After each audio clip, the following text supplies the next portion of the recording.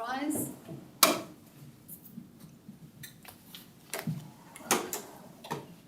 Please be seated. Thank you, Professor Rockloff. Mr. Darmanan. Thank you, Commissioners. Professor Rockloff, I'd like to start by talking about loyalty programs. In your report, you discussed the Crown Rewards loyalty program. Yes, Loyalty programs are a common feature of gambling operations around the world. Is that correct? correct. You've drawn certain conclusions about the potential impact of the Crown Rewards scheme on gambling-related harm in your report. Is that correct? Correct. You were briefed with a copy of the Crown Rewards brochure Yes, and a brief overview of the program in your brief from the PCRC. correct.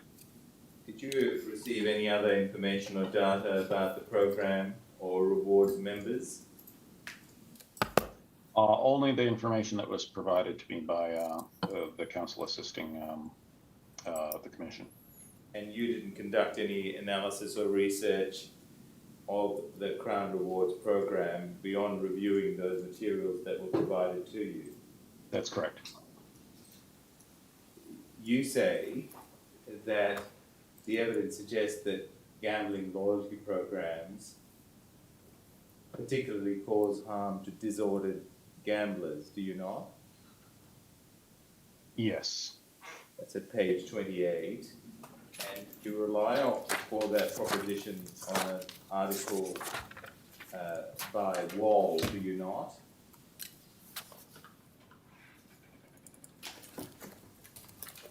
yeah, you'll have to show me the section. Well, yes, Are you familiar with the work of Michael Wall? I wouldn't say I'm a student of everything he's done, but he's a collaborator of mine in Canada, yes. All right. If we go, please, to CRW.701.010.2729. That is the article. And if you go to page 2730,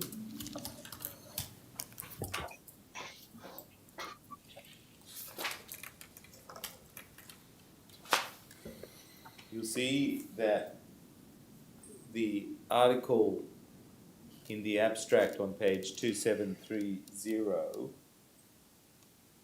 identifies that the literature is scant. Second sentence. Yes, And at 2731, there's identification that the ultimate goal is to stimulate discussion as well as research attention. Do you see that? what line is that? That's at page 2731, at the bottom of 2731, where Yes. the author describes the ultimate goal. Yes, And the author advances the possibility that loyalty programs are a heretofore unexamined facilitating or maintaining agent of disordered gambling. Do you see that? Same paragraph, a few lines up. here I advance, yeah.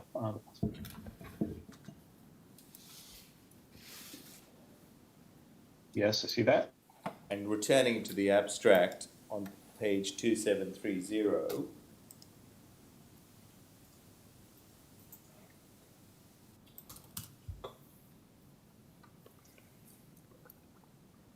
the author identifies that loyalty programs may be well positioned to facilitate harm minimization by promoting behavioral tracking that is collected on every member. Do you see that?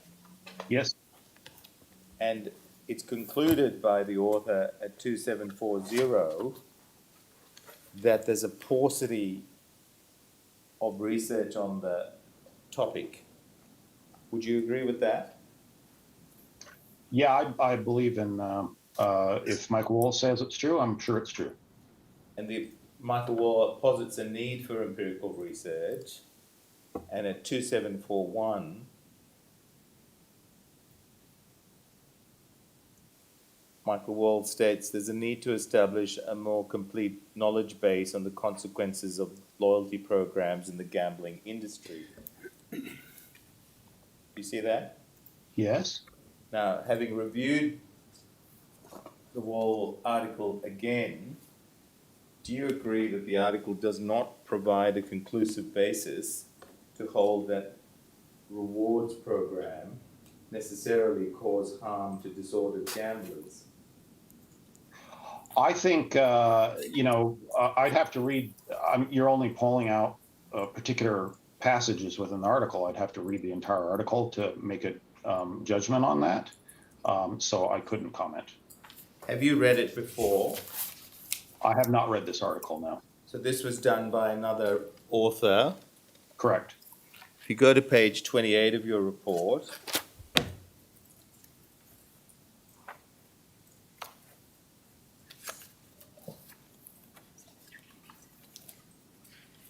at lines 737 to 739, the statement there recorded is, evidence suggests that gambling loyalty and rewards programs such as these particularly cause harm to disordered gamblers because they are more likely to be program members and are disproportionately rewarded due to their higher gambling expenditure. See that? Yes. On the basis of the materials that I took you to in Wall's article and his reference to the scant nature of the evidence and the need for more research, do you wish to reconsider that sentence from the perspective of your authorship of this report? Look, I think on a first principles basis that certainly that loyalty programs can be both positive and negative, which is represented in Wool's article. I don't think that necessarily needs a revision, although I would have to read the entirety of Wool's article in order to know that for sure whether it would need revision or not. So I'd have to take that under advisement. So when you told counsel assisting that you honestly held these opinions recorded in this report, was that Yes. subject to the caveat that it was only those parts that you drafted? Well, I think I read the report obviously I read the report in its entirety, and that particular passage didn't give me any pause. Again, based on first principles reasoning, that seemed like a reasonable conclusion to draw, and that I presumed that it was part of Wool's article, but I didn't go and to each reference. If you'll see at the end of the reference list, I don't know how many references are there, but there's probably in the range of 100 articles.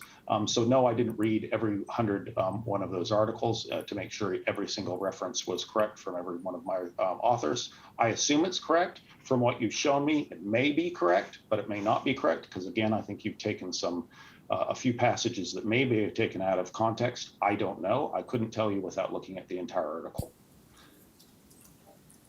You also refer in your report to a meta-analysis conducted by Professors Del Fabro and King that found that loyalty program membership is associated with people having gambling problems. You do that at page 32, lines 894 and following.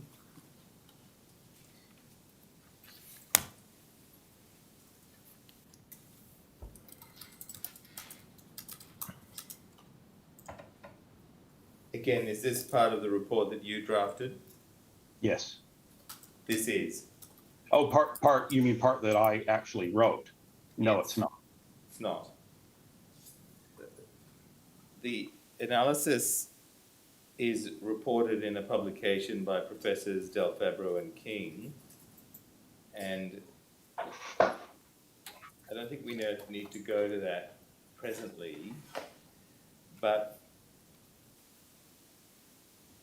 you say that the analysis found that a higher percentage of problem gamblers use loyalty programs compared with gamblers in general, do you not? Yes. And you say that's unsurprising because keen gamblers should take advantage of loyalty programs. Yes. But that is an association, not a causal relationship, is it? Isn't it? It's not surprising that keen gamblers, which include gamblers with problems, should. I'm not sure what you mean by an association. It's there. I'm trying to understand from you whether you are saying the existence of loyalty programs causes. Oh no, no. In fact, I'm I'm suggesting just the opposite by that sentence. That is, I'm admitting that keen gamblers, which include gamblers with problems, will take advantage of loyalty programs. So, in essence, it shouldn't be surprising that gamblers with problems, are part of loyalty programs because they're keen gamblers. So, in other words, I'm making the concession that just because there's an association between loyalty programs and having gambling problems doesn't mean that there's a causal relationship there, and that's what that's meant to suggest. It's suggesting exactly the opposite, which is no, you can't just assume because the two things are associated that loyalty programs are responsible for gambling problems. You're familiar with the work of Professors Del Fabro and King in this area? I may be. Okay, I can show you, please, CRW.701.010.3053.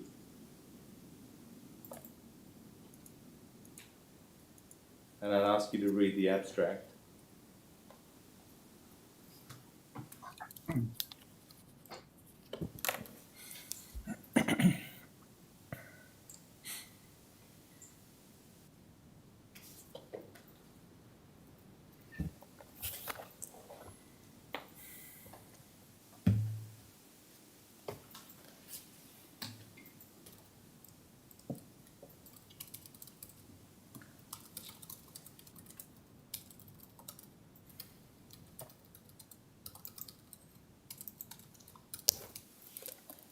Have you read that piece before, Professor Rocklove?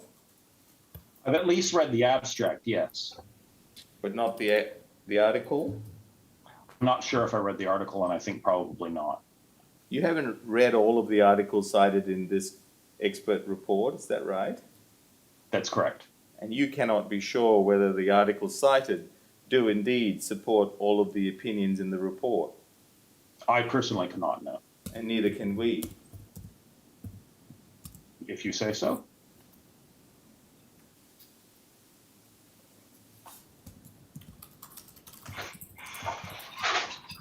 Professor Rocklove, you were briefed by the PCRC with the RG Enhancements Plan endorsed by the Crown Board in May 2021.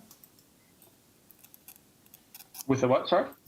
The Crown Board RG Enhancements Plan, which was endorsed in May 2021. Do you recall seeing that document? I don't specifically recall that document now. Can I take you, please, before we go to the document itself, to PCRC.0022.0001.001.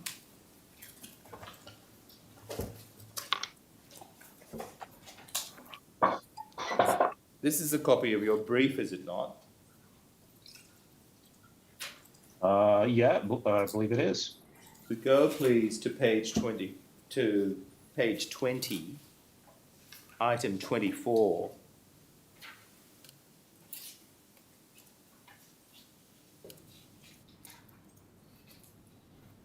You see that reference to the May 2021 RG recommendations, and it's an extract from an agenda in a board pack?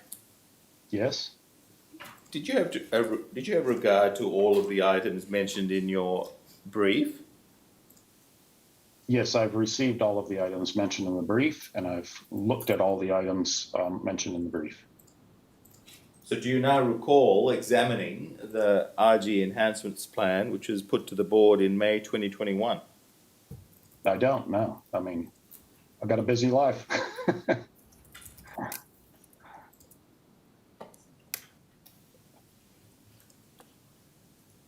We go also to page 9 of the brief within that document. We'll see in paragraph 1.19 a reference to the enhancement plan that was submitted to the board. Do you see that there?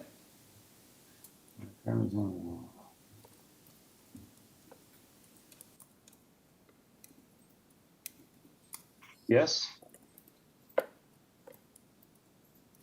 Are you able to tell the commissioners what recommendations were made in relation to loyalty program in May of 2021?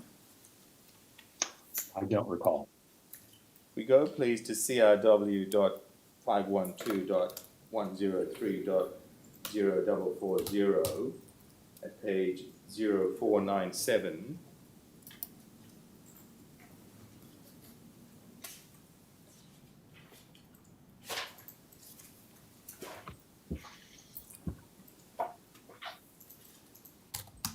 There's a box there that deals with the Crown Rewards program.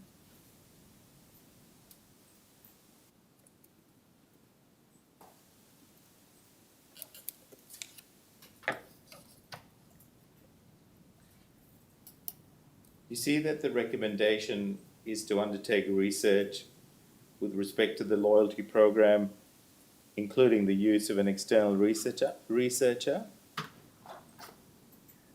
Let me read.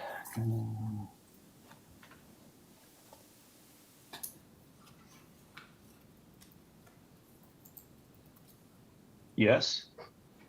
You don't mention any of this in your report, do you, Professor Rocklov? I don't. I also would remark of what qualifies as an independent researcher in their mind. You were briefed by the PCRC to examine this material, which was provided to you, and a summary of which was in the covering brief to you, yet you did not consider it and did not record anything about it in your report, did you? I didn't. You note that customer data collected from carded play could be used to facilitate harm minimization through informing targeted interventions. You suggest that this type of system is not in place at Crown Perth. You say that at page 28 of your report, lines 744 to 5.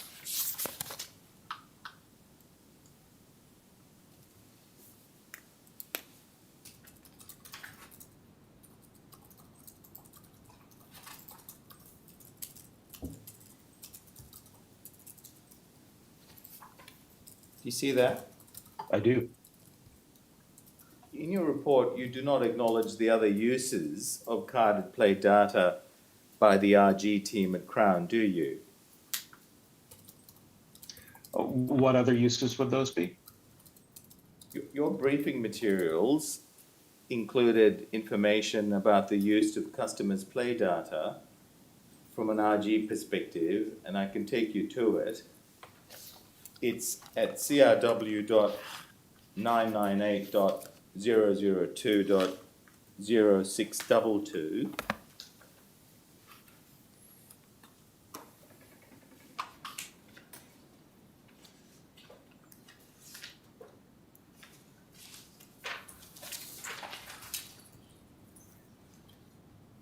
At page 0648. First of all, just stopping at the cover page, you recall this statement being provided to you in your briefing materials?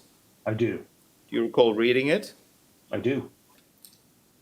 So we then go to paragraph 199. Do you recall reading that? That's fine.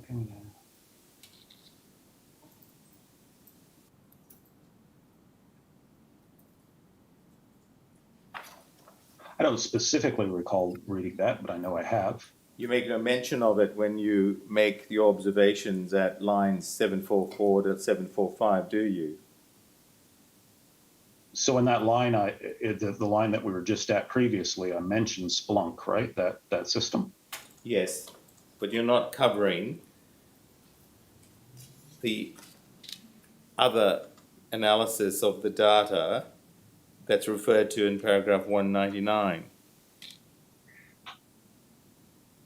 So for their day-to-day operations, is that what you're talking about? And the next part of it, and reviews customer play history when assessing an individual from an RG perspective. Do you see that?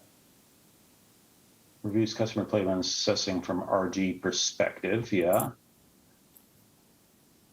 What I'm suggesting to you is the statements in line 744 to 745 are incomplete.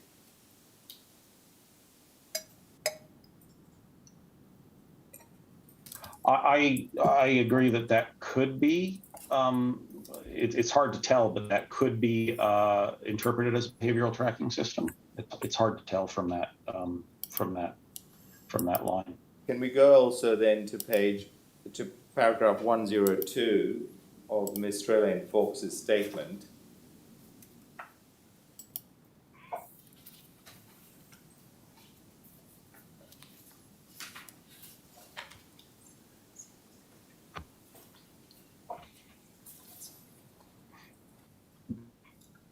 I'd ask you to read that, please.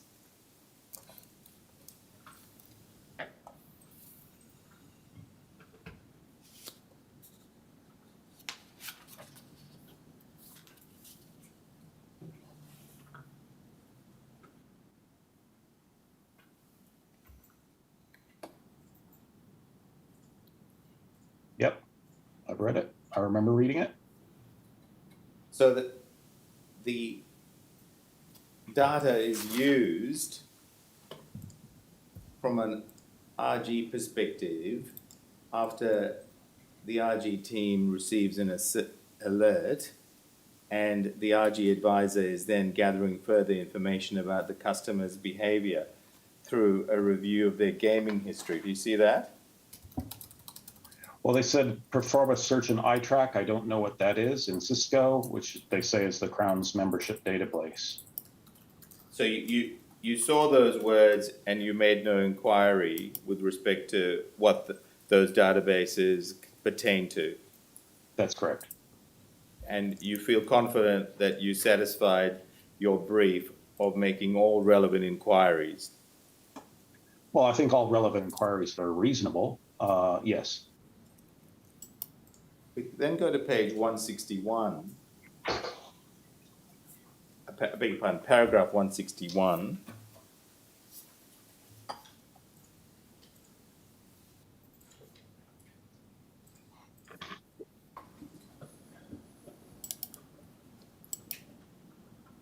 Were you aware of this paragraph when you wrote or finalized the report?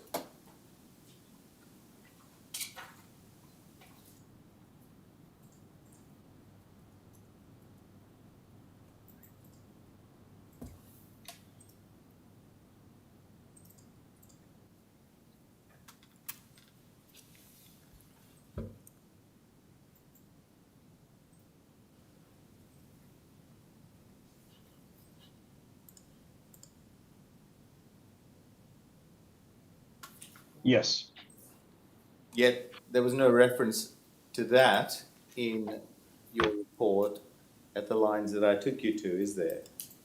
No, but again, I don't know what Cisco data is. Other than the customer relationship management, I have no idea what's contained in there. There's no way for me to understand what this means or what import this has. Did you make any inquiries in relation to this paragraph? I did not. Will you accept that based on these materials, the RG team at Crown Perth does indeed make use of carded play data? Look, if they make a representation that they make use of carded play data for the purpose of, I don't know what, identifying problem gamblers or I mean, I have no idea what they do. It's certainly not contained within the statement about what they do. All I have is the materials that were given to me by the opposing counsel. All right.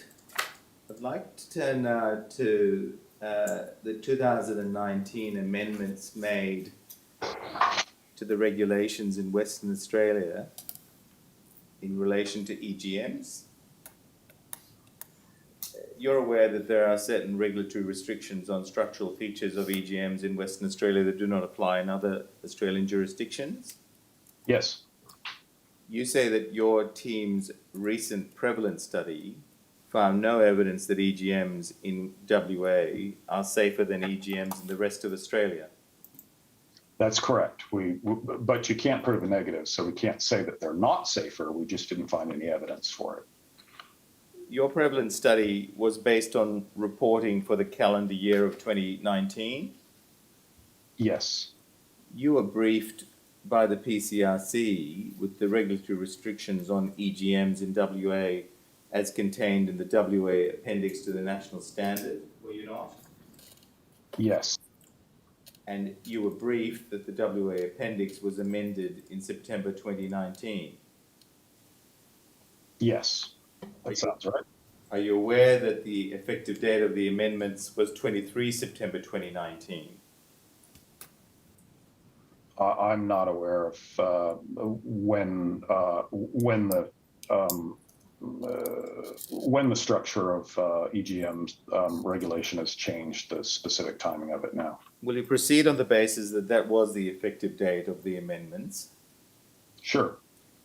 Thus, only after 20 September 2019 could Crown Perth seek approval from GWC for EGM games under the amended regulations and then procure and install these new EGM games. You agree with me? Well, that seems reasonable, yes. So for the first 3 quarters of 2019, the EGM games in operation in Western Australia would be the old regulation games. Correct? That sounds correct to me, yes. And even after 23 September 2019, would it be reasonable to proceed on the basis that it would take some time to get approval for and install new regulation games? I would imagine it would. So would it be reasonable to proceed on the basis that the majority of your reporting in your study related to play on old regulation EGMs? That seems consistent with what you're saying in terms of timing, yes. The pre-amendment requirements dealt with the speed of play. Were you aware of that? I was not. So the pre-amendment requirements, that is before the September 9, 2019 amendments, specified that the speed of play shall not exceed 5 seconds. Were you aware of that? I know that the speed of play is at 5 seconds. I didn't know what it was before that. Are you aware of what the speed of play in other Australian jurisdictions was in September 2019? Specifically in December 2019, no. I know that the speed of play is faster in some jurisdictions and a similar 5 seconds in other jurisdictions. So for the most part of 2019, the minimum speed of play in Western Australia was somewhat higher than in other states? Was somewhat higher. Again, I don't know. I think it's at 5 seconds now was my understanding, and that you're saying that perhaps it was faster before? No, the other way around. Okay, so it was slower, then it became faster? Yes. Okay, yeah. Yeah, so I would imagine that other jurisdictions, I mean, again, 5 seconds, it seems to be on the slower side. So if it were slower than that, it would probably be slower than other jurisdictions. But again, I don't have specific knowledge of that other than recent looking at what the speeds of EGMs are in other jurisdictions at the moment. But based on your study, that circumstance where it was 5 seconds for most of 2019 did not make the WA machines safer.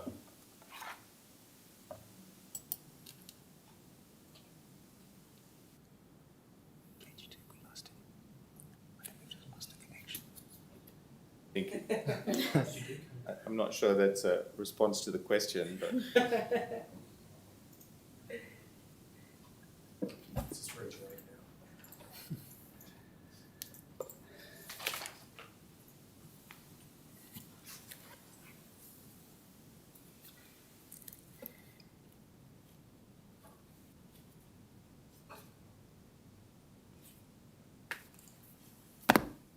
I'm back.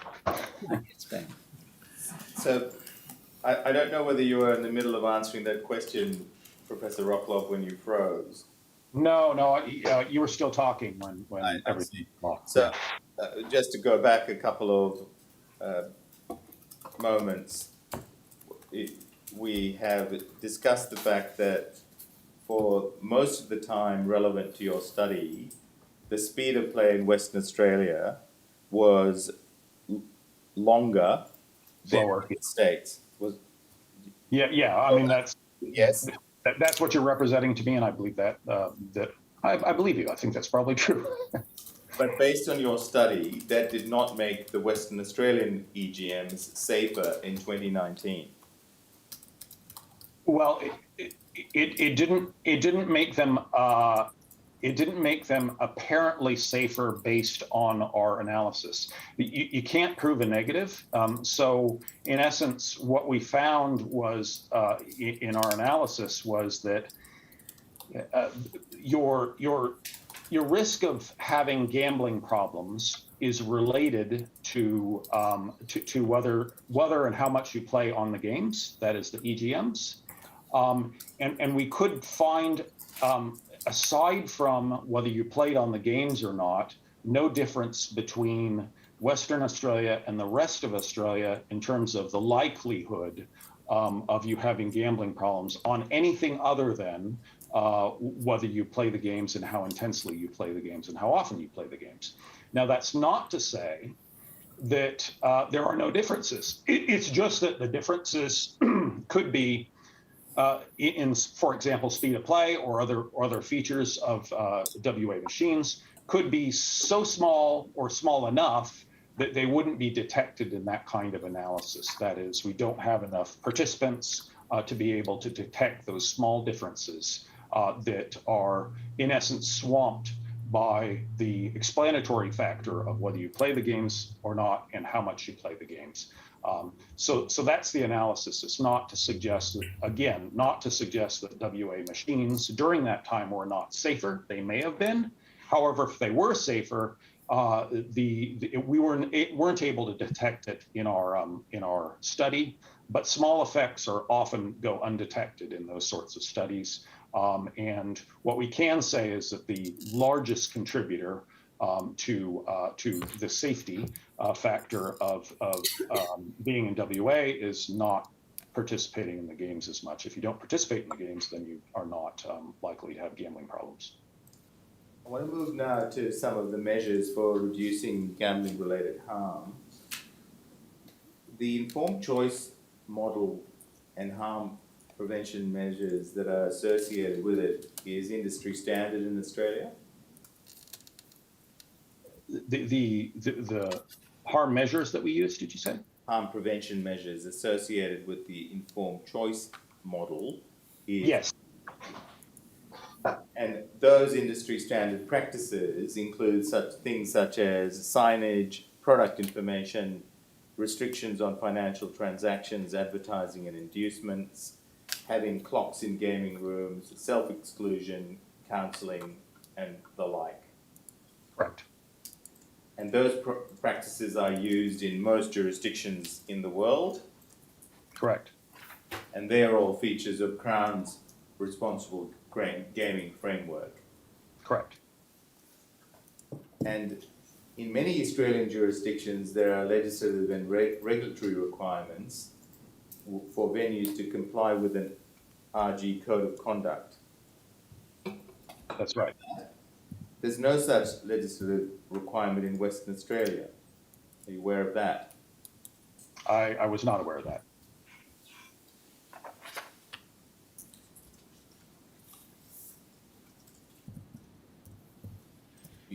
You then, because you are not aware of that, are unable to comment on whether the framework adopted by Crown is essentially a voluntary initiative. Correct. In your report, you state that Crown's RSG model is a passive one based on the informed choice model that's at line 752. Yes. And you propose a range of measures which you declare are innovative approaches at lines 296 to 7. Okay. Yes. One such measure is implementing a behavioral tracking system to detect problem gaming behavior. That's line 307. Okay. You're aware of the Crown model. Yes. You're aware that the Crown model is used to predict customers warranting welfare checks or interventions by responsible gaming centre staff. You aware of that? Yes. My understanding is it's being used on a quote unquote trial basis. In Melbourne, and the model is intended to be rolled out in Perth. Are you aware of that? Yes. So this further measure that you declare to be innovative is consistent with your public health approach, is it not? Yeah, it definitely is. I think the additional, and it is a good, a very good, I mean, assuming it works, I don't know, how the technical validation of that particular system. But if we assume it works, and I would imagine it would, they probably wouldn't create a system that wouldn't work. There would be no point to doing that. If we assume it works, the big question becomes what you do with that information. So it's all fine and dandy to have a fancy system that says, you've identified people with gambling problems, but then it's incumbent to use that information to intervene in some way. Okay. Can I turn then to monitoring self-exclusion? You say improved monitoring of self-exclusion is another measure you identify as an innovative approach, part of your preferred model. Yes. And you say ineffective monitoring for breaches is a major weakness of programs that rely on venue staff recognizing excluded players. Right. And you mention at line 324 that there are ways to improve recognition. Right. You accept, don't you, that Crown Perth uses facial recognition software to monitor excluded persons? Yeah, that's in the report that we wrote. So that further innovative measure is being implemented by Crown presently. Yes, that's what our report says. We then turn to family exclusion. You identify that as another measure that you see as being part of your preferred model. Yes. Are you aware that Crown has a third-party exclusion process? I am. And that third-party exclusion process can be initiated by a family member of a patron. Yes. So Crown has, in effect, implemented a family exclusion scheme. Yes. It wasn't clear how it worked, but yes, that's. I think that it certainly was in there. You say that a family exclusion scheme is most effective when applications are assessed by an independent assessor and not by the venue itself. Yes. You don't cite any evidence for that proposition. That's correct. You go on to cite a study of a family exclusion scheme that was implemented in Singapore, line 336. Yes. You say that that study found the scheme to be effective. Yes. You don't mention that the study itself had a significant limitation. I did not. Are you aware of that limitation? I'm not. Go please to CRW.701.010.2000.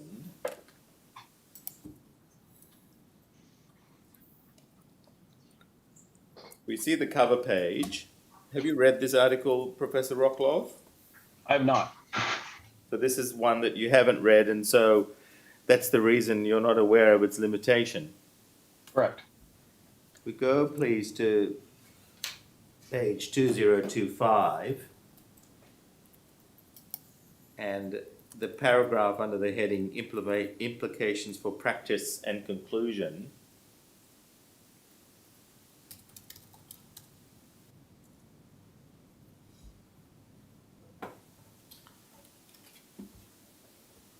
So the study did not take into account the views of the gamblers themselves.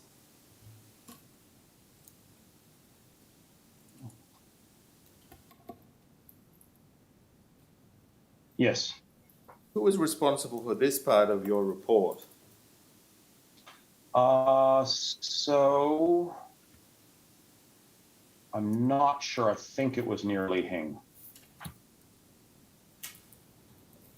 The report doesn't mention that the scheme in Singapore is actually reflected in Singaporean legislation. You aware? Yeah, I am aware of that. Yes, it is.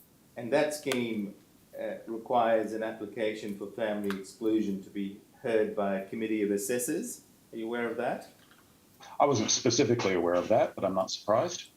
And that committee is appointed by the relevant minister in Singapore. Are you familiar with that regime, Professor? I am. And that committee of assessors has the power to summons witnesses and documents. Okay. And once a relevant order is made, it becomes an offence for the person bound by the order to enter a casino. Okay. There's an element of making a criminal offence within the legislation. Yeah, well, that's similar to self-exclusion in parts of Australia, or maybe all of Australia as well. You accept that Crown cannot replicate the Singaporean model in its entirety. Look, I'm not a lawyer, so I have no idea whether it could be replicated here or not, so I couldn't comment. All right. Another innovative approach you identify as a part of your preferred model is restricting ATMs and cash out options in gambling venues, line 388.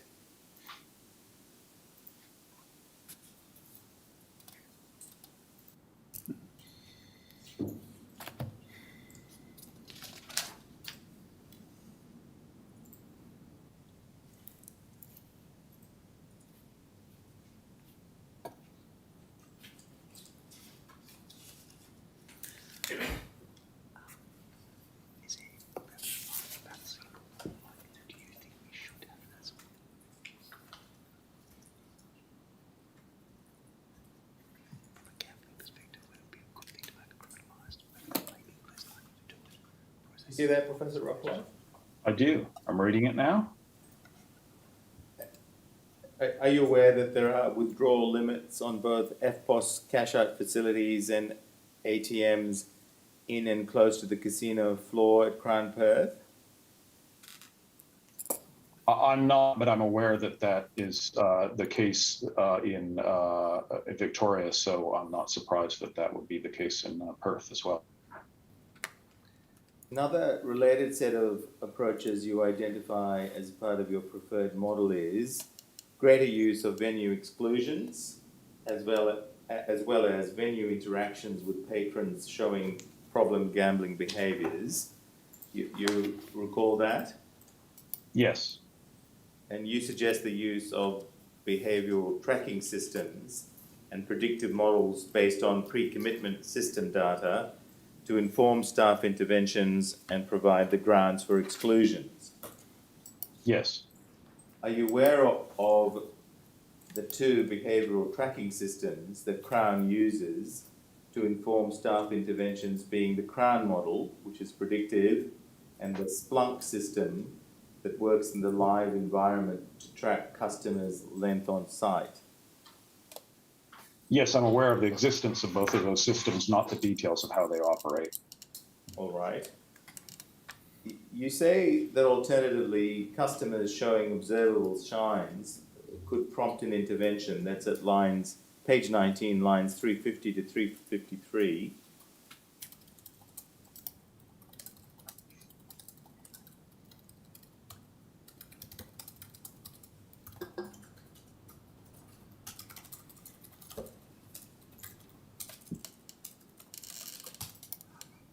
Yes.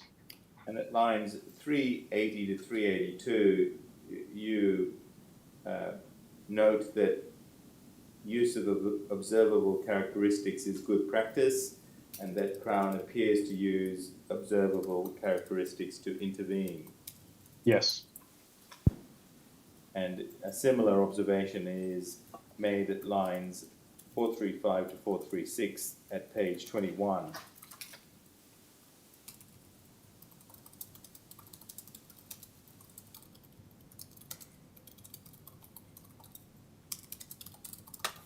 Yep. So that practice is consistent with the approach you've identified in your report. Correct. You then say that there is no stated obligation to intervene beyond having a conversation with the customer, page 19, line 381.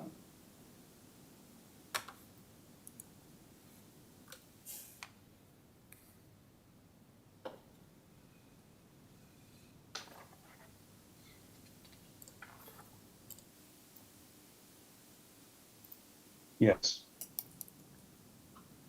But did you give attention to the evidence of Australian folks as to how the process is dealt with by Crown Perth in Crown Perth? Is that part of the materials that were given to me by council?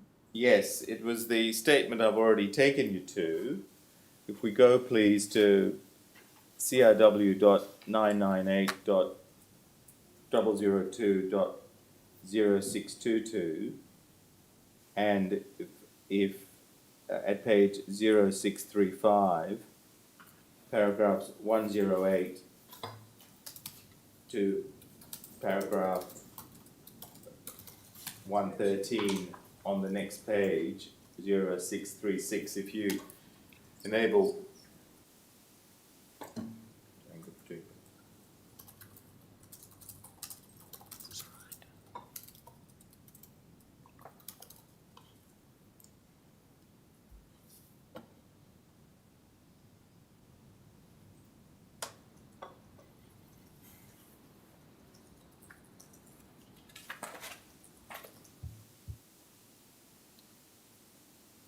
Professor Rockloff, did you get a chance to read paragraphs 102 before?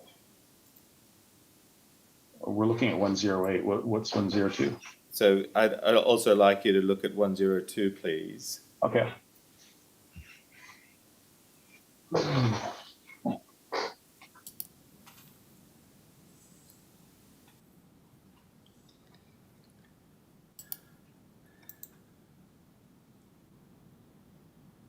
Yep.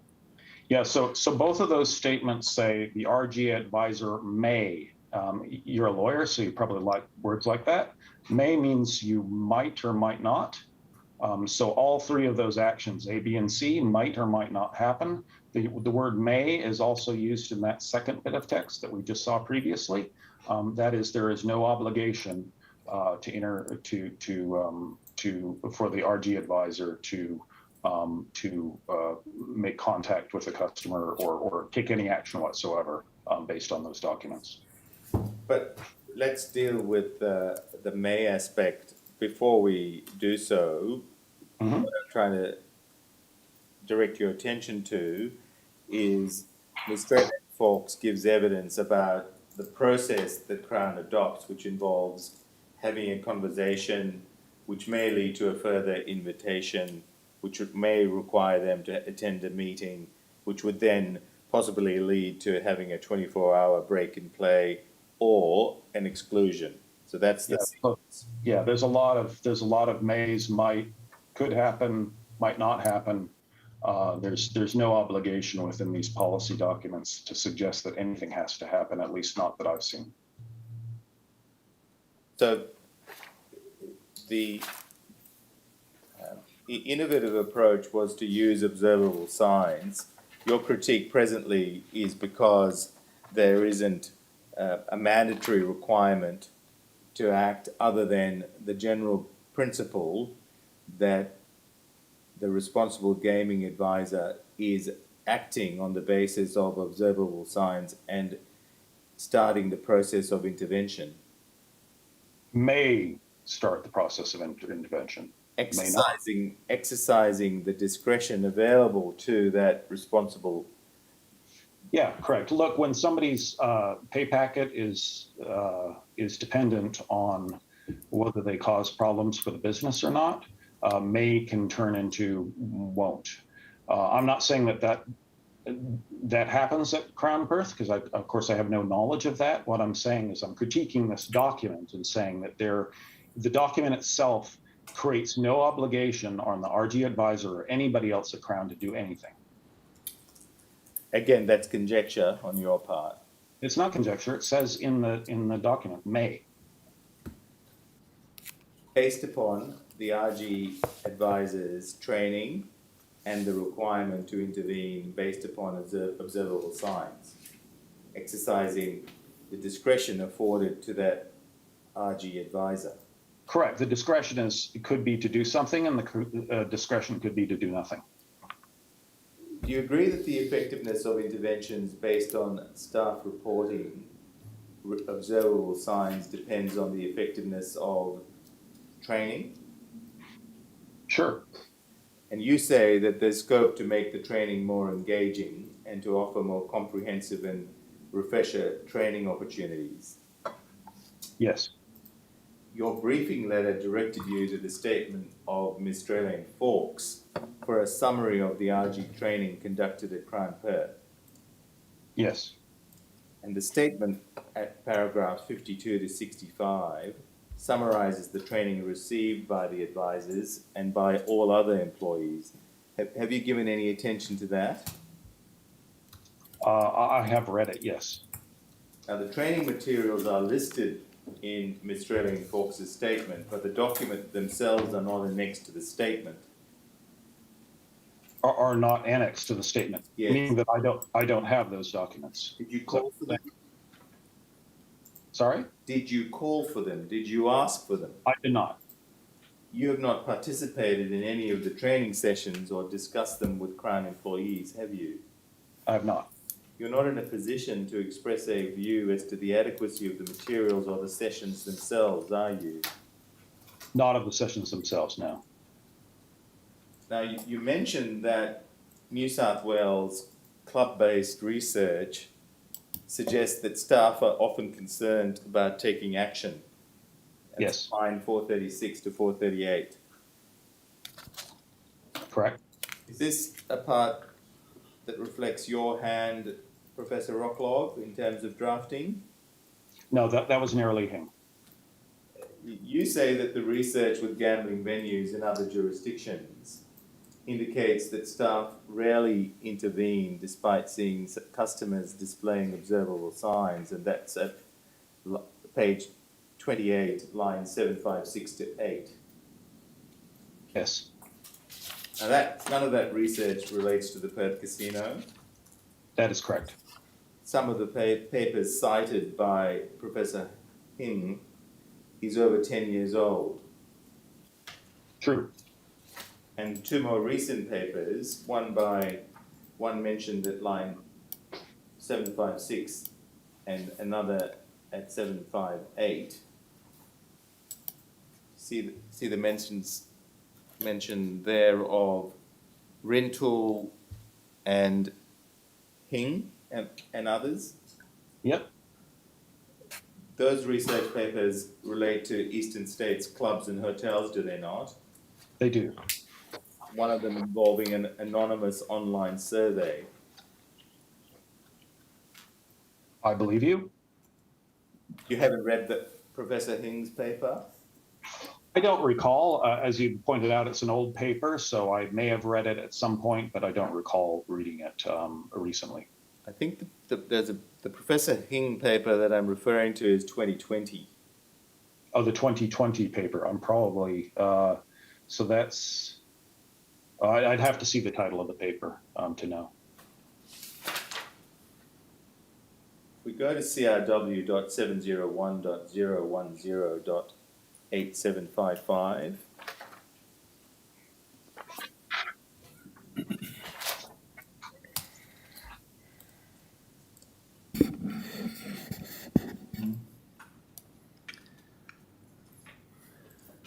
Have you read this one, Professor Rock?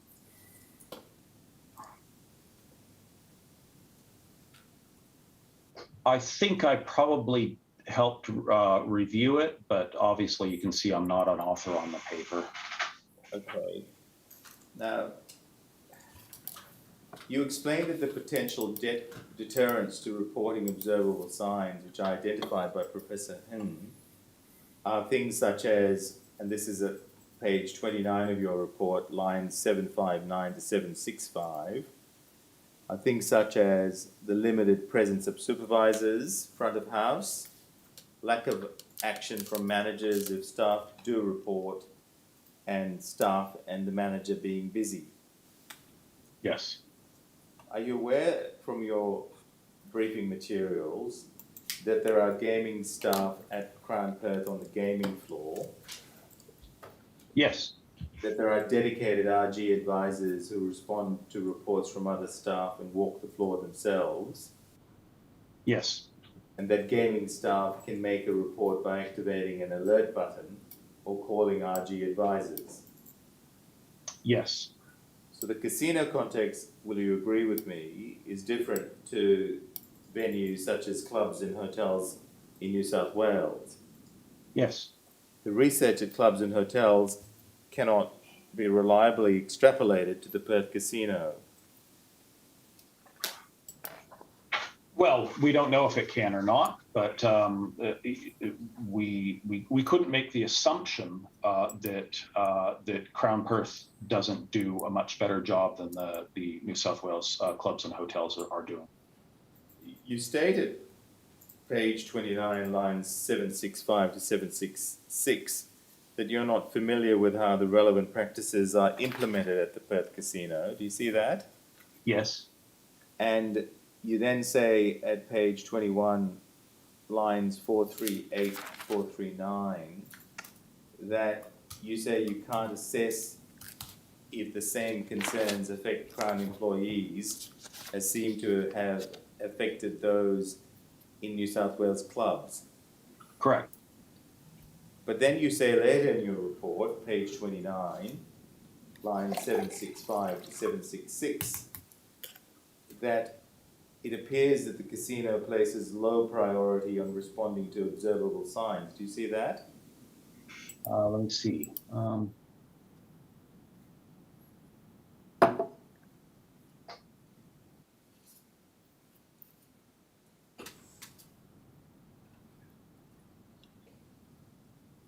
Okay. Let's see.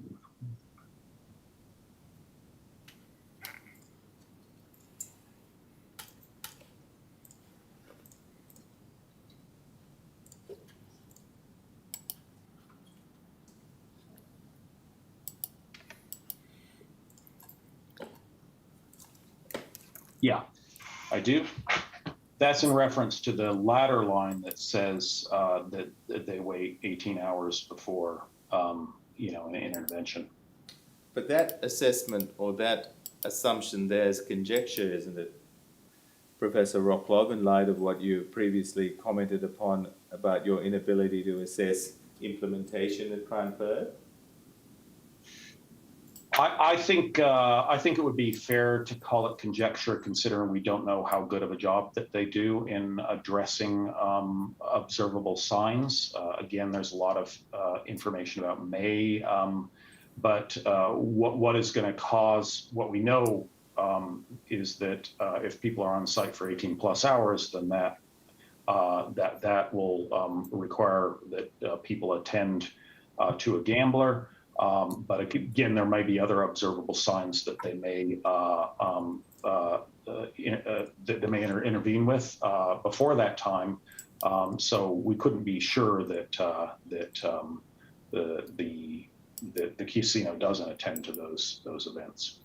So let's deal with the 18 hours. You say that the casino's documents indicate an intervention is not triggered until a customer has been on site for 18 hours. Yes. And you say that customers are ignored except in the extreme case where a customer has been gambling for 18 plus hours. And you refer to Crown's play period policy in that regard. And that is at page 29, lines 777 to 778.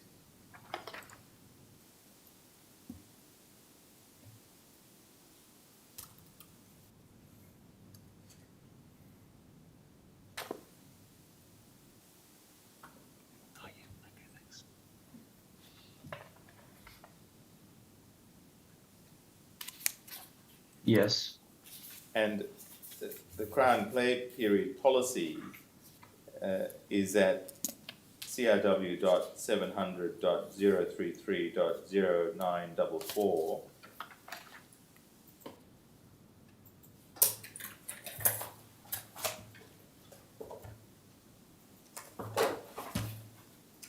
And the relevant part of it is at 946.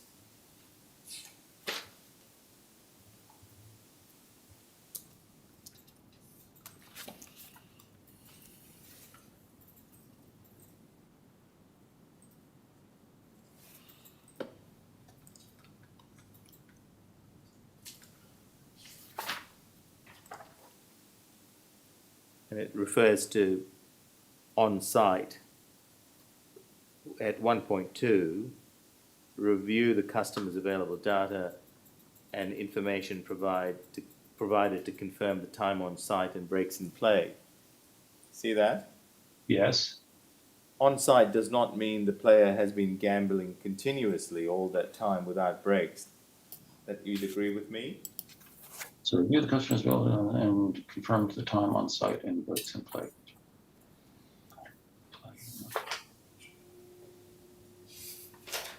Yes, that could be time on site would not necessarily imply that they're gambling the entire time, correct?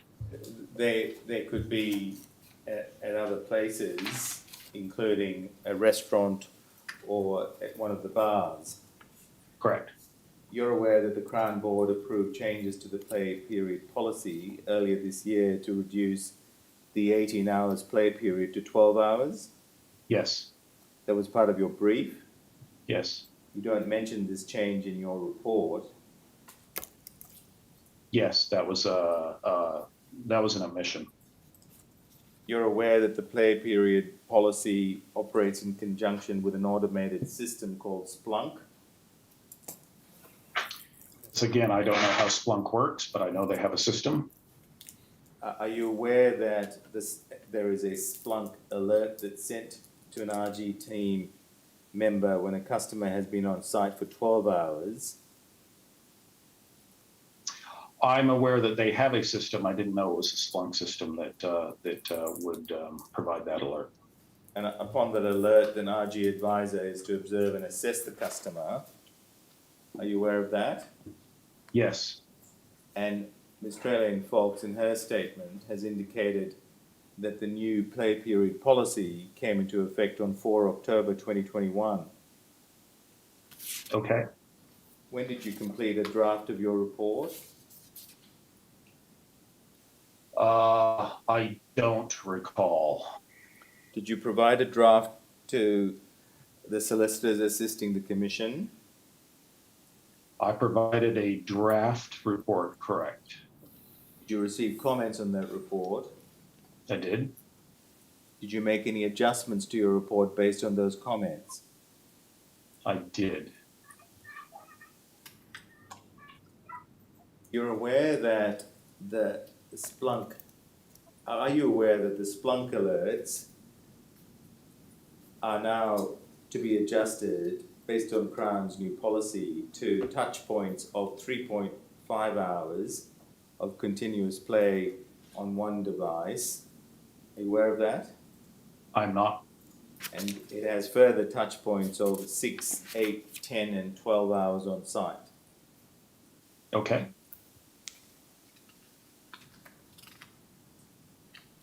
So, Professor Rocklove, I know that you didn't write this part of the report, but do you know whether the author of this part of the report had any consideration to Crown's amended policy with respect to play periods? I don't know.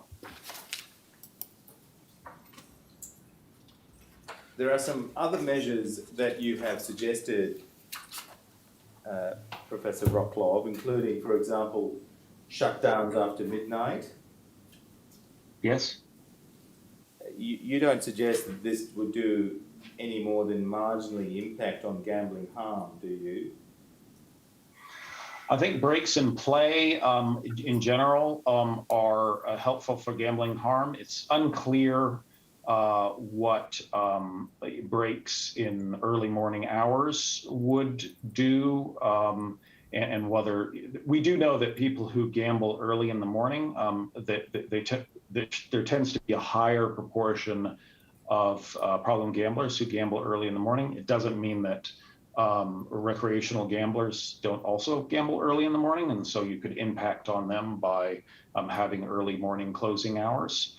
And it's a question in my mind as to whether a destination gambling venue would benefit as much for consumers for being shut down in early mornings as compared to clubs and pubs, which might have a greater benefit for community members in that regard.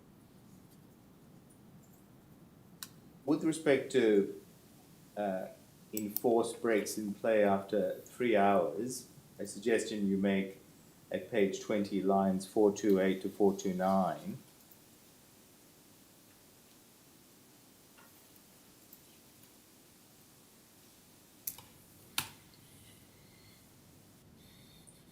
You suggest that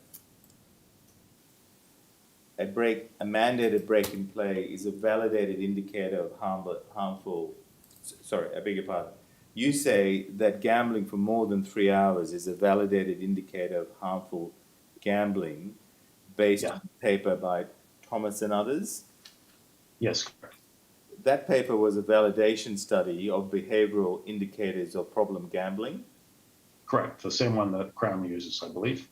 It built on an earlier study by Professor Del Fabro. Yes.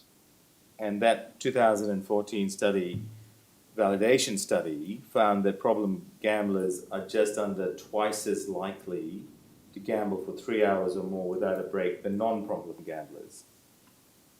Do you recall that? I recall that the number over 3 hours is that in the report is that they would be that problem gamblers would more likely say problem gamblers would I don't remember the exact now I don't remember the exact distinction of where the 3 hours came from, but I'll accept your characterization of it as likely accurate. Well, to be fair to you, why don't we go to the study, Professor Rocklov, CRW.701.010.2786.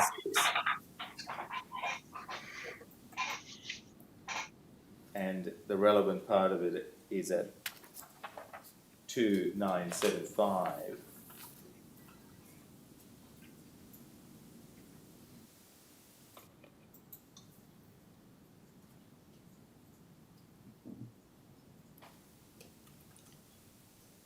Oh yeah, there it is. There it is. Item 2, and the final column has an odds ratio 1.95. Do you see that?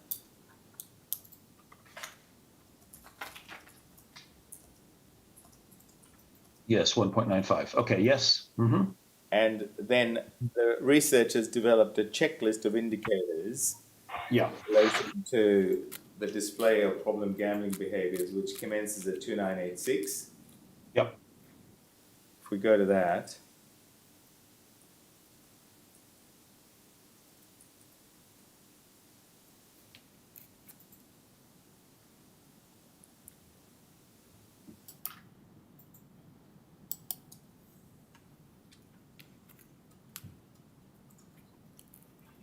and the relevant indicator for the purposes of this discussion is at page 2989.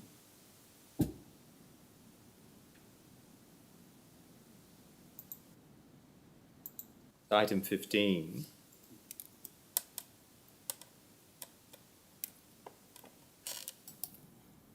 you'll see, well, you might be able to see shortly, there's a reference in item 15 to often gambles for long periods, 3+ hours without a proper break. Do you see that? Yes. So the indicator is not gambling over 3 hours on a single occasion or less often, it is often gambling. Do you see that? Yes. And it's color coded red. Yes. And you're aware that the instructions accompanying the checklist are that people displaying a red flag behavior should be observed. Are you aware of that? Yes. And if a person displays several red indicators or a mix of red and orange indicators, then an approach should be considered. You're aware of that? Yes, that sounds right. And you would thus accept that the validation study doesn't support a suggestion of mandated break and play after 3 hours. No, not a mandated break and play. And I didn't mean to suggest that that there had to be a mandated break and play after 3 hours.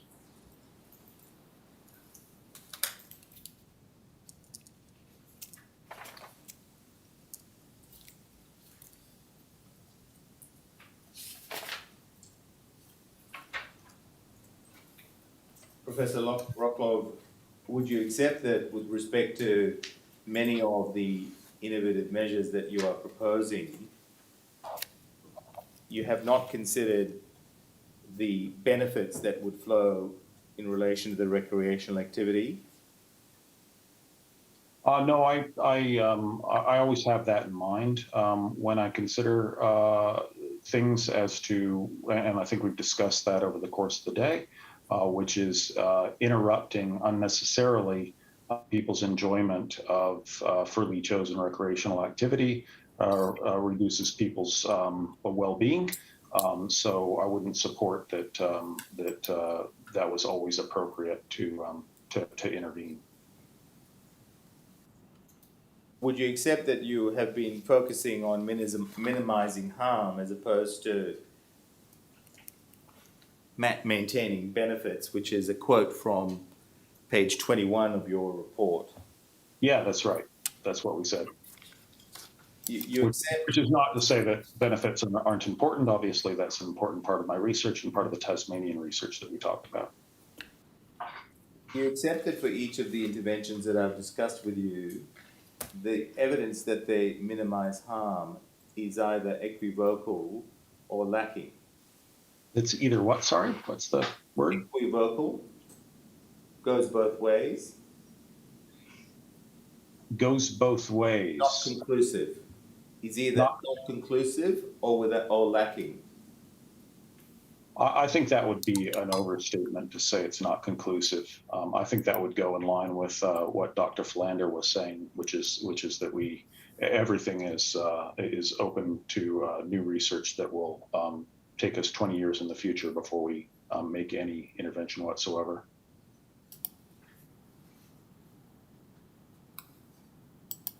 Professor Rocklov, you have given evidence that you see academics who receive funding from the gambling industry as being influenced, knowingly or not, by financial self-interest. Maybe not in every circumstance, but I think there's certainly you run the risk of doing exactly that by accepting industry funding. So your view is that an academic who receives funding from the gambling industry will espouse views that suit that industry? I would say may espouse views that suit that industry. I wouldn't say they definitely will. You regard the informed choice model as having been a public relations coup for the gambling industry and its supporters. Correct. You regard the Reno model as having legitimized the informed choice model. Correct. You regard both the informed choice model and the Reno model as illegitimate.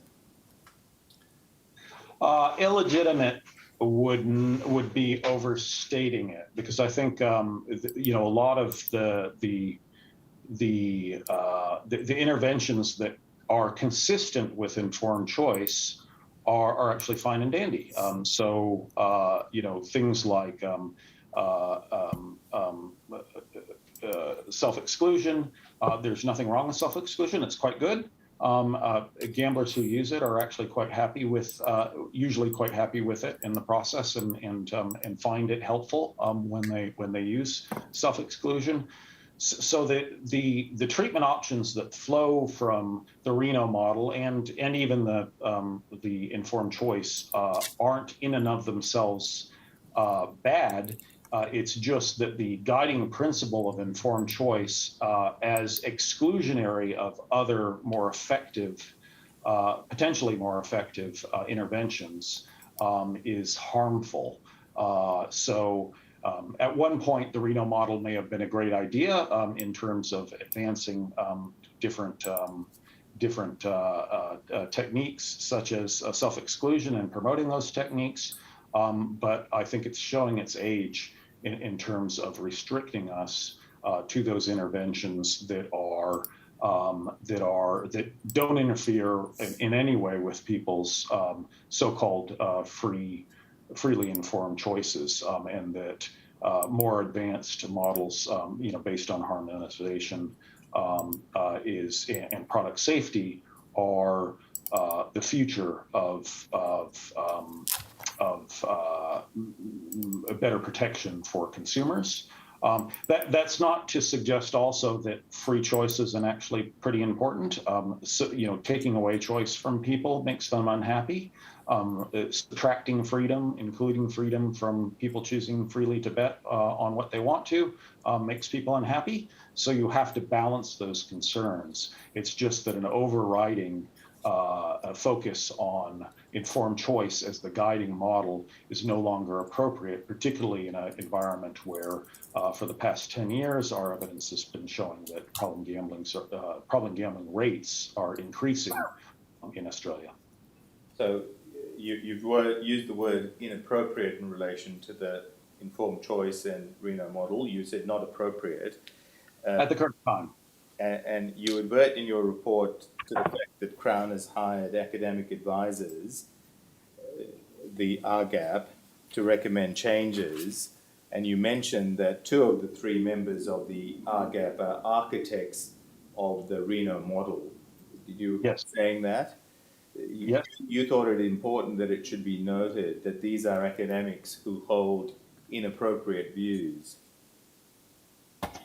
Well, inappropriate views on this one topic. I quite like Professor Blazinski, and he's a nice guy, and I respect his views, and including his views on the acceptance of gambling money. That's his choice to do so, but we disagree on that one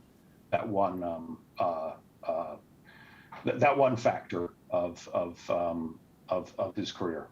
Other than focusing on the source, that is, the persons who are members of RGAP, you offer no reasoned analysis of the recommendations by RGAP by reference to its content, do you?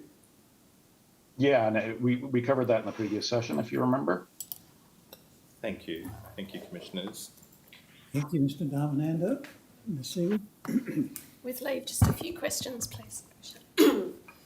Professor Rocklov, can you hear me? I can. Thank you. My name is Ms. Seward and I act for the Department of Local Government, Sport and Cultural Industries here in Western Australia. I just have a few questions about your report. Okay. In your report, you refer to the forthcoming research, or the research that you've been conducting. When do you think that will be published? So we do a lot of research. You'll have to remind me what that research is about. Has already been published. Being told from the bar table here that it has already been published. If on page 10 of your report, line 102. Okay, let me open up the report, unless it's being brought up. It's being brought up. Never mind. Okay, here we go. You should see line 102 on your screen. We have a publication forthcoming on this topic. Yes, the interactive gambling study, which is now published, and you can find it on Gambling Research Australia website. And so was that completely funded by Gambling Research Australia? It was. Okay. And do you know when you received the grant from Gambling Research Australia?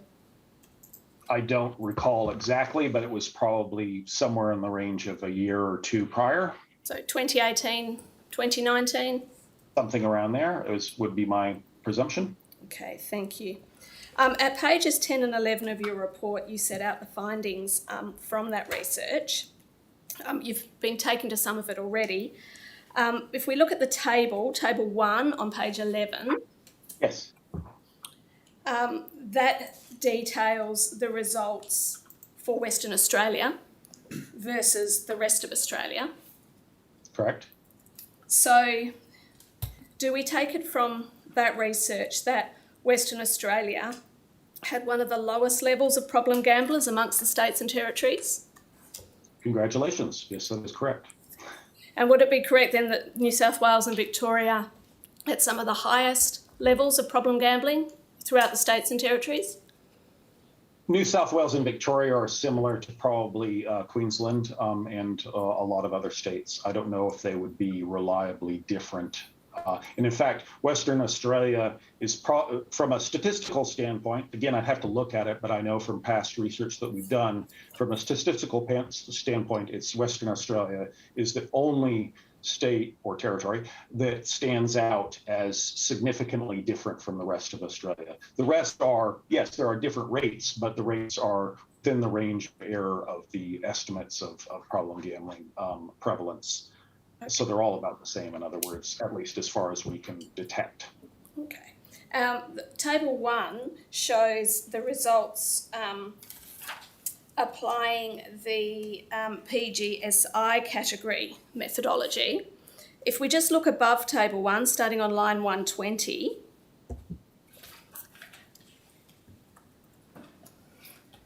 you also mention in the same study, you measure the harms from gambling using the short gambling harms screen, and then you Yes. detail the results in that paragraph. Yes. Again, was it the case that Western Australia's level of gambling related harm experienced was lower than the other states and territories? Yes, and significantly lower, meaning that it's not just a lower figure, but in fact reliably lower based on the sample. We can confidently say that yes, in fact, harms are lower in Western Australia on a per capita basis compared to the rest of Australia. And again, were the states of New South Wales and Victoria at the higher end, or was it a case that the other states were all quite similar? Well, I think we've only done, to my recollection, I can't remember if gambling harms was included in other states, but we meaning our lab has personally done those population studies for Victoria and New South Wales, and they were higher, and in Victoria and New South Wales, the numbers were similar. Okay, thank you. And again, one of the conclusions you've drawn from that research is at least a cause of this difference, that is Western Australia being significantly lower, is the restricted access to EGMs here in Western Australia compared to the other states and territories. That's right, and that's shown in that figure. So you can see that we've done an association of harms with gambling problems with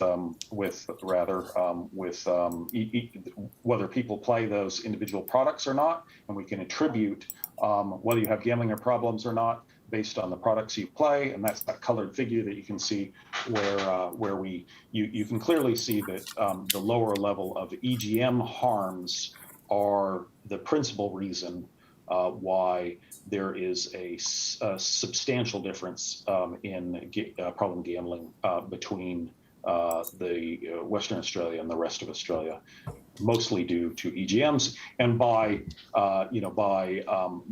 logic, we attribute that to the fact that there are only EGMs within the Perth casino, and that makes EGMs less accessible to many people who are living in Western Australia.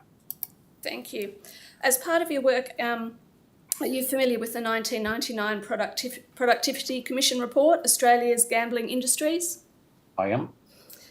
And obviously that was done in 1999, it was a long time ago, and it used a different scale, I think, than the scale you've used in your research. I think it used at one point a scale known as the Dickerson method. Okay. Familiar with Yeah, that? I'm not. It might be is it the South Oaks gambling screen? That's another common. Yes. Well, I don't know. There was another one, the SOGS 10 plus scale. Yeah, so that's the South Oaks gambling screen, and that was a sort of precursor to the PGSI or problem gambling screen. Yeah, it is more commonly used now. It has slightly better psychometric properties, but as a result, it's very difficult to compare SOG scores in terms of prevalence with PGSI because they're not exactly the same measurement. Thank you. I'm just going to read you a couple of statements that summarise a couple of conclusions from the 1999 report. For the benefit of the transcript and the Commission, this document doesn't need to go on the screen, but the reference is GWC.002.0016.0178_0154. It's a 2016 agenda paper to the GWC. I'm just going to read out these very short statements and ask you a quick question about each of those. So I first want to preface it with, I appreciate there are differences in the scales and methodologies, so if you could just leave that aside. If I was to say to you that the Productivity Commission in 1999 found that WA and Tasmania had the lowest prevalence of problem gambling amongst the states and territories, would you say that's consistent with the findings from your research? Yeah, so that's consistent with the findings, and I should say that just because there are different scales doesn't mean that finding the differences shouldn't go in the same direction and imply the same thing. It's just that when you're comparing rates to rates across time, you want to be using the same scale. Thank you. If I was to say that the Productivity Commission also found that New South Wales and Victoria had the highest prevalence of problem gambling, is that consistent with your research? Well, it's with our research, we've only really looked at, personally done New South Wales and Victoria, and my general knowledge is that New South Wales and Victoria have rates that are similar to other jurisdictions, including Queensland, Northern Territory, et cetera. Thank you. And if I was to say that the Productivity Commission also found that if Western Australia were to liberalise its accessibility to EGMs, as is in the case in other jurisdictions, it would expect the prevalence of problem gambling in Western Australia to increase. Would you agree that's consistent with your findings, or is that consistent with your view? Both. So I guess we can tell that the gambling problems are less because of the EGMs being the association between gambling problems and EGMs being less. Again, we assume because it's accessibility. We also know that there's a broad literature out there that looks at accessibility to EGMs and gambling problems, and it turns out there are geographers that look at this, and you can actually track your likelihood of having gambling problems as a function. And this has been done in Australia, and it's also in the Northern Territory in particular, I remember, and it's also been done in New Zealand, that you can actually track your likelihood of having gambling problems as a function of your distance to the nearest venue that has EGMs in them. So there is a very strong relationship, reliable relationship, I should say, between your proximity to an EGM venue and your likelihood of having gambling problems. So that being said, if you open EGMs to pubs and clubs or other venues, you would certainly find an increase in gambling problems.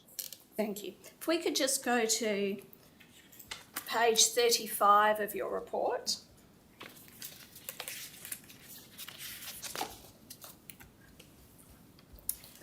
Line 1017, where you list the most effective measure for a safer EGM incorporates designs that reduce monetary extraction in the form of lower theoretical losses per hour of gambling. If we then go over the page to 36, in the first paragraph, you then list a couple of factors. Speed of play, limited to 5 seconds, will reduce the cost of play. So do we understand that, should we read that paragraph to mean that that is a measure for a safer EGM? Yeah, so that's in the context of a you know, what would be a faster speed of play, which is possible in other venues. Okay, thank you. And the other factors you've got there in that paragraph at the top of page 36, restricting return of player to a minimum of 90%.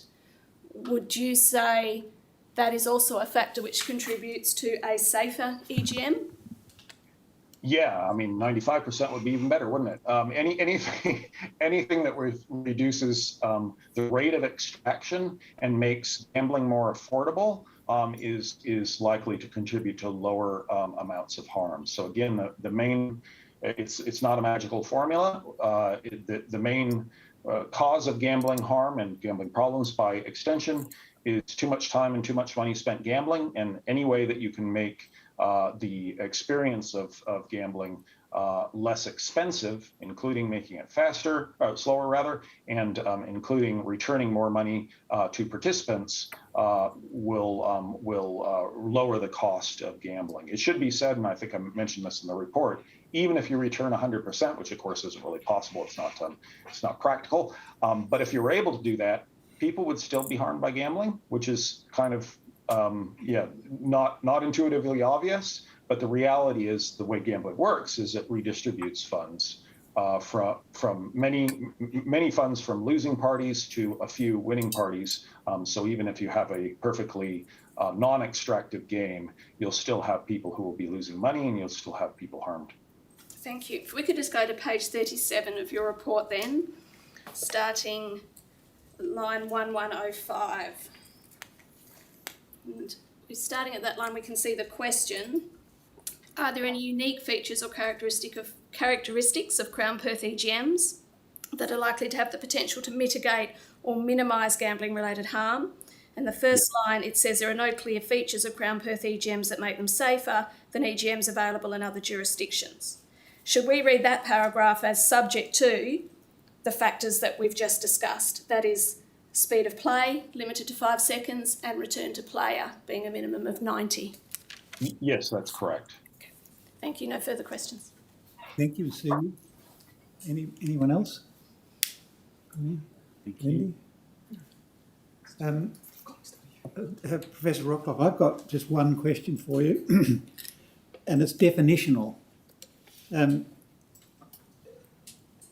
it's in section 8 of your report, you deal with poker machines. And you point out that poker machines were invented in the 1890s. They came into Australia in the 1950s, and they have evolved from mechanical to electronic. Are you aware that the word poker machines, or the term poker machines, is used in legislation in Western Australia, but it's not defined? I'm not aware of that now. Just assume then that that's correct, that Okay. a poker machine is the term is used in West Australian legislation, but as what not to allow, but it's not defined. Can I put this broad proposition to you? If you accept, for the purposes of argument, that prohibiting something and you then using that as a guide to what you might allow, not to define what you can allow, but what you might allow by way of some electronic gaming machine, that using the phrase poker machines undefined, given the evolution of poker machines, is not a reliable guide from which to use that process of reasoning towards what could be allowed. Would you agree with that proposition from your experience? Yeah, I would. I mean, what defines a poker machine is sort of generally thought to be synonymous with slot machines. And what are called VLTs, although they work on a slightly different basis in Canada because they go to a central server and they're actually more like a lottery product, but for all intents and purposes for the consumer, they appear to be exactly the same. So there's a tradition of what a poker machine looks like. And that comes from the original Liberty Bell that had 3 reels, and they reel spin on those mechanical things. That it was actually introduced into Australia shortly after it was invented. So it's actually been here before the 1950s. It's just that they legislated in the 1950s. They just sort of was backroom in the goldfields and that sort of thing. So they've been around since their inception in Australia. So the reels sort of define what generally define what a poker machine is. I think the composition, the unique composition of what poker machines are in Western Australia take many forms, and some of those forms, it would be hard to call them poker machines. I would call them, and so one of the examples is one that looks, I think, something like Keno or something of that regard, and which what I would call an innovated gambling game. And so I guess in general, the question, and I'm not sure exactly where you're coming at this, from, but the issue is whether you want to create a definition that creates space for innovation and maybe making consumers happier with more interesting games. Or whether you want to tightly prescribe which often, like the national definition does, or national standards do, tightly prescribe how exactly machines operate. And when you do that, you're really referring to those traditional types of poker machines, because they talk about the reels and how the reels should operate and those sort of things. And therefore, under that definition, you don't allow some of these more innovative games that have potentially different features. So I guess the definition depends on, in my mind, as I laid out in the report, I think the definitions for the games that exist right now are pretty clear. There's innovative games, which are games that are traditional gambling games that are put on a console. And operate according to the same mechanics generally or almost specifically as they do when you use a croupier. Then there are poker machines that have the spinning reels and maybe special features of them, and then you have skill-based games that are more reminiscent of video games. And so that's the sort of industry standard, I think, language. It's certainly the language used by Gambling Research Australia when they put forth different projects that we have been successful on in terms of describing what a poker machine is. So I don't know if that helps you, but thank you. The question was in the broad, simply as a definitional one. Thank you, Mr. Lee. Thank you, Commissioner. Professor Rockcliffe, just a single question. There was some discussion between you and Mr. Dharmananda, and you were discussing the validation studies, which dealt with the observable sign of a person who often gambles for 3 hours without a break. Do you recall that? yes. And the note that I took of what one of your answers was that you did not mean to suggest that there had to be a mandated break in play at the 3-hour mark. Did I get that right? Yes, that's correct. My question is, would it be a good idea to have a break after a person has been engaged in 3 hours of continuous EGM play?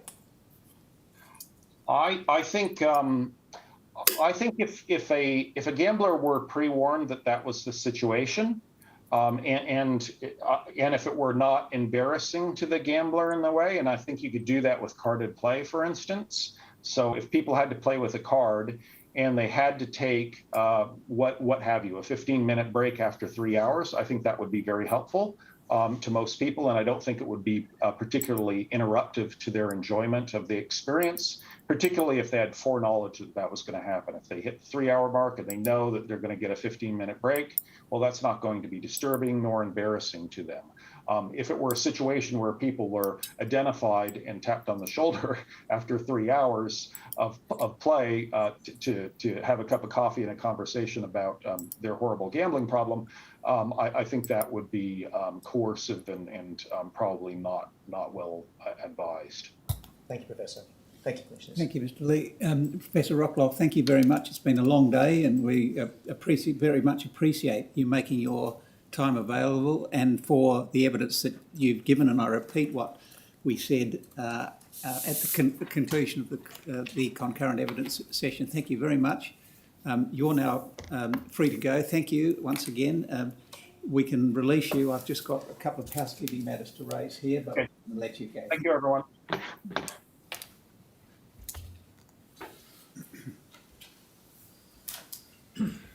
Just before we adjourn, I have been asked to raise the question of the various expert reports and non-publication orders. Now, on the 21st of October, we made a non-publication order, a general non-publication order for the expert reports that had been commissioned by the Royal Commission. Now, since then, those orders have been lifted in relation to the reports by Ms. Arzadon and Mr. Deans.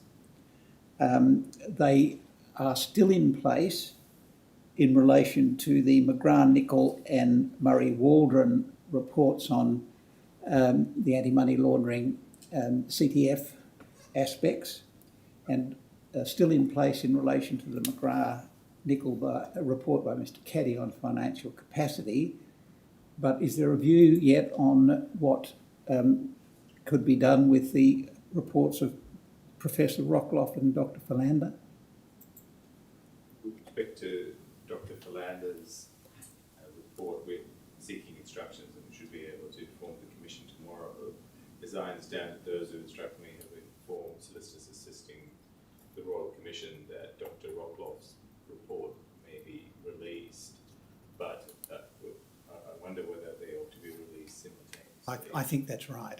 I think we'll hold it over till you've had a chance to get instructions and release them together or deal with them separately, depending on what your instructions are. Thank you. And we'll adjourn to 10 a.m. tomorrow. All rise.